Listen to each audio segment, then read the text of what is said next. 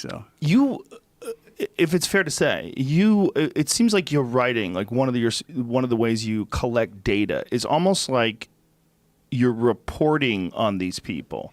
Like you're collecting real life interactions between people and real life characteristics, and then you incorporate them into fiction. exactly. That's fair to say? My degree is journalism. I have no idea how to be with people, so I need to introduce a topic and see if it resonates, and then get everybody's take on these common experiences, and then pick the very best one. So in a way, basically what I'm doing is kind of an ongoing field study that becomes whatever my next book is.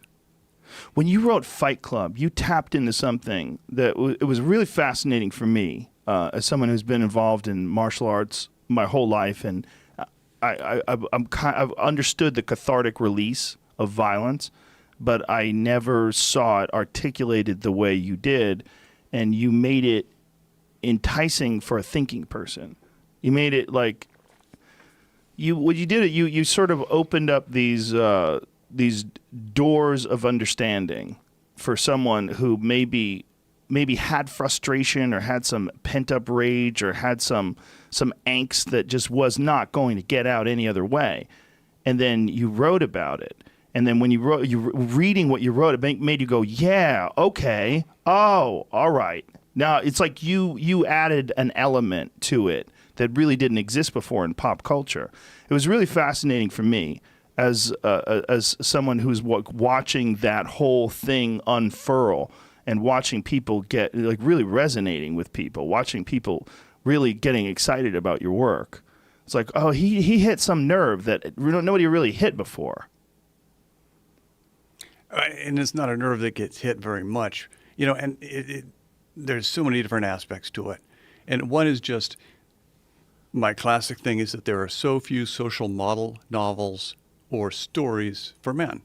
For women, there are, every season. There's a new Joy Luck Club, a new How to Make an American Quilt, a new Traveling Sisterhood of the Yayaha Pants, whatever. Just all these different models in which women can come together and talk about their lives. And if you're a man, you've got either Fight Club or you have the Dead Poet Society. And that is really it. So we don't have a lot of narratives that depict to men a role or a kind of script in which to come together and talk about their shed. Another thing is Jordan Peterson. Back to Jordan Peterson. He talks about that need for really rough play. And he talks about it a lot. And a lot of my friends, they brag about how badly their kids hurt them. Oh my gosh, my daughter came at me the other day. I had no idea how strong she was. She pulled my arm out of the socket. And they're proud. They're proud that their kid can play that rough and is growing up that strong. But we've kind of fallen away from this idea of consensual rough play. And I think Fight Club resonated with that a lot. And also the idea of Joseph Campbell's idea that there needs to be a secondary father in men's lives. That you're born, if you're lucky, with a biological father that you do not choose. And that is the nurturing, loving father that you eventually kind of have to reject. But in doing so, you have to choose a new father. And that father by choice typically is a minister or a teacher or a drill sergeant or a coach, one of those fathers. And you kind of put yourself in apprenticeship to the secondary father. And you have to sort of consign your life to the secondary father and agree to learn what they're going to teach you, just like in Karate Kid. And that is getting harder and harder and harder to find.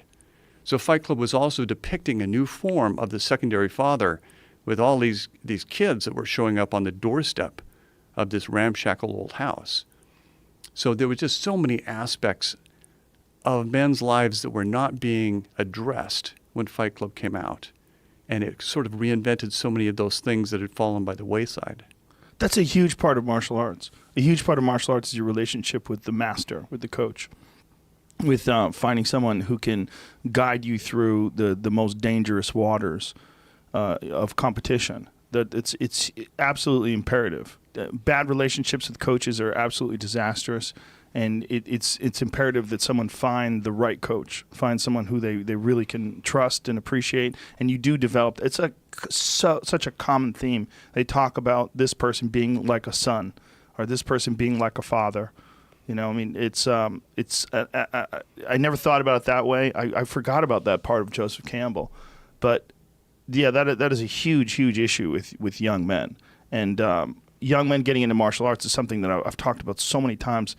I don't discuss it as the need for rough play. I say there's human reward systems that are just not being they're not being met, and that systems that have been in place for thousands and thousands of years that are designed to reward us for fighting off the enemy, running away from danger, developing physical skills, and having a body that's capable of not just physical activity but violence.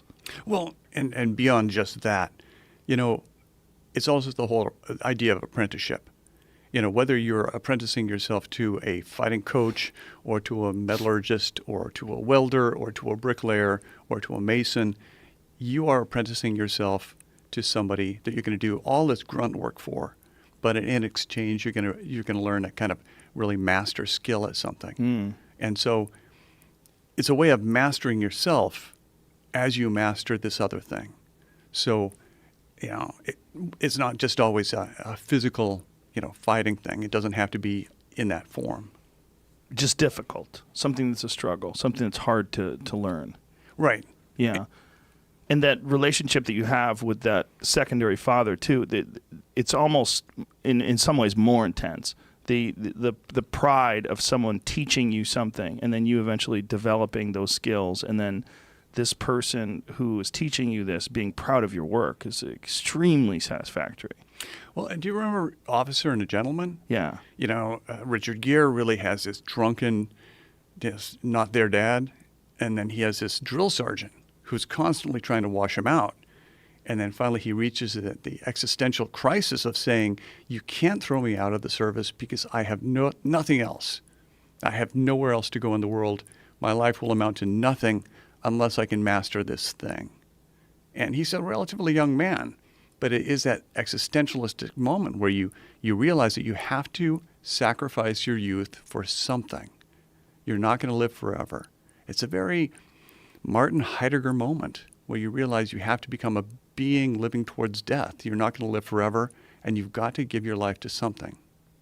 Now, when you approach a novel like that, when you have a story like that that's brewing in your head, how do you decide what to pull the trigger on? Like, do you just go on instinct? Did you just have a concept in your head and it just seems more and more attractive and you just say, okay, this is it? You know, one really good test is if you can take it to a party and you can tell a very small part of it, as much of it as you know at that point. And people will vie for a chance to relate some aspect of their life that is very much like that, but an even more extreme example of that. So in a way, they're fleshing out your theme with parts of their own lives. And so you find yourself drawing from the experience of dozens or hundreds or thousands of people. And at the same time, you're beta testing it. You're kind of taking it on the road, and you're seeing that it's an idea that resonates with a huge number of people, that everyone can relate to it. That's interesting. So do you purposely like go to parties with like a couple like bullets in the chamber? Sometimes I just go to the party and I listen to hear somebody tell that personal anecdote that does evoke all those other anecdotes. Because a great anecdote doesn't leave people speechless. It leaves them competing to tell a better version of the same thing. And that's when a real writer just starts realizing, okay, there's a pattern. And that can be turned into something really big. That's really interesting. There's a parallel there with comedy, for sure.